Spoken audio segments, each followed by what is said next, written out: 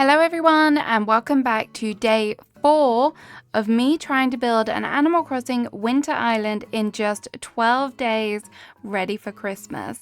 I really hope that this day is going to be the day that I get to 3 stars and unlock terraforming. I have my fingers and my toes crossed. So let's get into it and see if that comes to fruition. Isabel gave us another warm welcome. Is it just me who kind of misses her dialogue about her parents every day?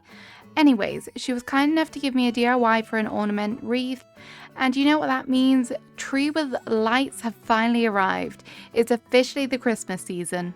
I started off the day by seeing who my autofill was. It was Rudy. This is not good. Not good at all. I paid off a little bit of my home loan, just 118,000 bells remaining. Then I went ahead and checked in with Isabel to see what my island rating was. I was hoping that by some form of miracle, we may have made it to 3 stars. Yep, miracles do not happen, still stuck at 2 stars. Her main criticism is increasing the island population, but scenery seems to be good, so I'll take that as a compliment. I would have purchased a plot there and then, but my pockets were full, so I sold some items at Nooks, and I also purchased some, including the sewing machine and the ship in the bottle. After that interruption, I totally forgot what I was doing, and I went ahead collecting coconuts, shells, and even a spot of fishing. Why am I like this? I then went on a diving trip to try and earn some more bells. I also got excited by the special trees and did some tree shaking for those pretty little ornaments. And then back to diving, but this time I got to meet Pascal, which was nice, because I found my first scallop. I of course did the right thing and allowed him to have it. For my good deed, I got the mermaid dresser DIY.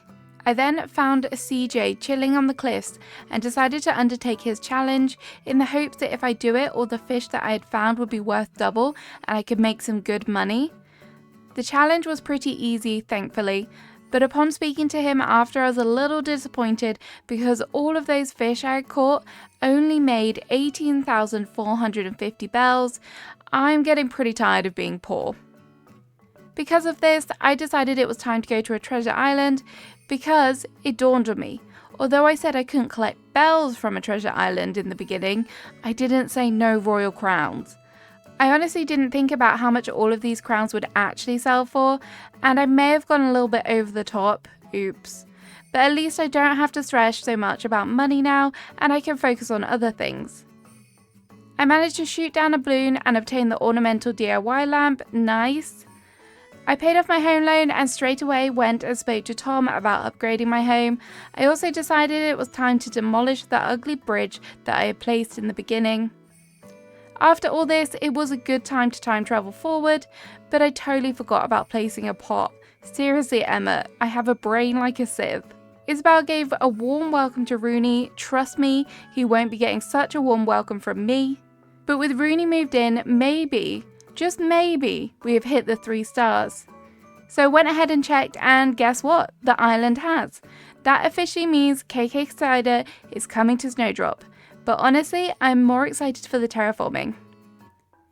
Another day means I can pay off my home loan yet again. I upgraded my home, and I really hope I don't have any storage issues now. I also moved Ketchup's home because I am a numpty and place it right at the entrance, right in the way of any possible building. I decided to treat the island to a new bridge to replace the one I had demolished, but I didn't quite fit where I wanted it to, so I'll have to place it tomorrow when I've finished my terraforming. Now that we are at 3 stars, I can clear up all of this junk and make way for a proper entrance. Goodbye, fencing. KK Cider was here bright and early the next morning, and all the island residents gathered round to be serenaded by him. Following the concert, Tom was waiting for me outside my home, and he gave me the Island Designer app. This was a huge step, and finally means that we can start focusing on decorating. We also had a villager at the campsite, so I popped over to see who it was. Oh no, it's Peahans. I mean, Shari. But either way, she's still Peahans to me, and it's a definite no. I headed to the Nook stop to buy the permits, however I did not quite have enough Nook miles to buy all of them, so I bought the water terraforming and the custom design paths. I'll have to do some Nook mile grinding for the rest.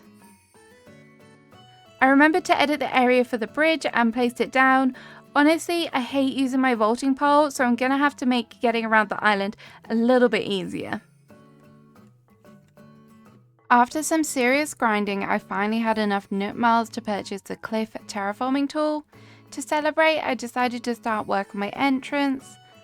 I don't realistically know how much terraforming I'll be able to do on this island, because intricate terraforming definitely takes so long, but I thought it would be nice to have a pretty entrance with a few cliffs, maybe a couple waterfalls, and lots of trees. I also decided to add in a little pond. These small ponds always get me. You think that they're going to be nice and easy to design, but they're really deceptive and actually quite hard to make look natural. With the cliffs coming together, I decided to add in my first waterfalls, and I tested out the path I had saved, but honestly, I didn't like it. The color of it was just a little bit too kind of yellow, creamy, and it really wasn't the look that I was going for. But thankfully, I had another path saved, and this one was more of a natural snow design, so I decided to go for that. I really want this island to be nice and natural, lots and lots of white, so I hope that it will kind of give the illusion of a path, but still blend in nicely with the ground. I decided to add a little more water at the base of the waterfalls. Again, this called for a major struggle. I don't know why I find it so hard. It's just, I want it to look nice and curved, and I think that's my overthinking designer coming out there.